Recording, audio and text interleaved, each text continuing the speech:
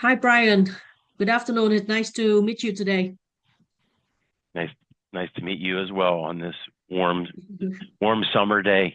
Yeah. All right. So the purpose is today you and me will have some chat about the outsourcing topic. Um, so because you are the people that have many years of experience in outsourcing, can you share me more about exactly the outsourcings and how many years you are in outsourcing industry? Yeah, so that's a great question. What is outsourcing? And I know the definition can vary, but what I'm going to talk about today is a little bit of, my experience and how I see, outsourcing. So outsourcing is really, hiring a third party to do any tasks that is not done in office. So a lot of the repetitive tasks, some examples are customer service, bookkeeping, back office. We're doing a lot of lead generation and social media management now. So it's just any company that really either doesn't have the capability or doesn't want to bring it in-house, they will outsource that and have a third party handle it for them. Can you tell me more about yourself? How many years of your experience in outsourcing? Yeah. So I've been outsourcing for a little over 6 years right now. And I've had the ability to work in several different markets, which really has gained a lot of experience for me. So I've worked in the Vietnam market and the Philippine market, as well as India.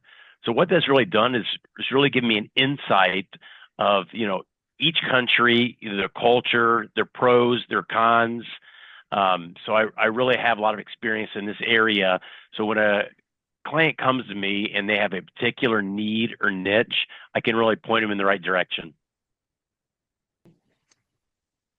In your observations, what about the trends of outsourcing now to compare with the last 3 years?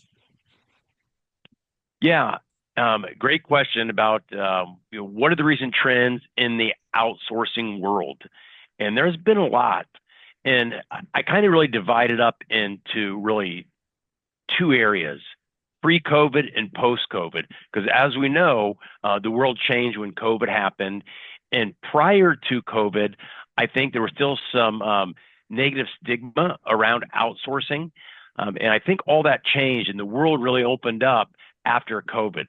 So is really giving a lot of opportunities for countries, emerging countries like Vietnam, to really take advantage of this growing industry. And with that, what we're seeing now is about 80% of all Fortune 500 companies in the United States are currently outsourcing. And the biggest trend that I think I see before, when you were looking at an outsourcing company, it was really price based. Everybody was focused on the price. And I really think there's been a shift to quality. So I think a lot more companies are really looking more about the quality that they're getting over the price. Now, let me break down some examples. In the past, a lot of companies would once again go for whoever was the lowest outsourced provider. And that's problematic in a lot of ways because the kind of talent they would attract were really what I consider, bottom of the barrel people that may or may not be college educated, maybe working at home, maybe working in an office. But more important, everybody wants to make more money, right? So everybody wants a better job. So what we would see is a high turnover rate with these, lower cost employees. They would be willing to leave, to go across the street for a quarter more an hour. And then next month they may get another raise or come back for 50 cents an hour. So this really hurts. It really hurts the industry as far as the turnover rates and the retention rates.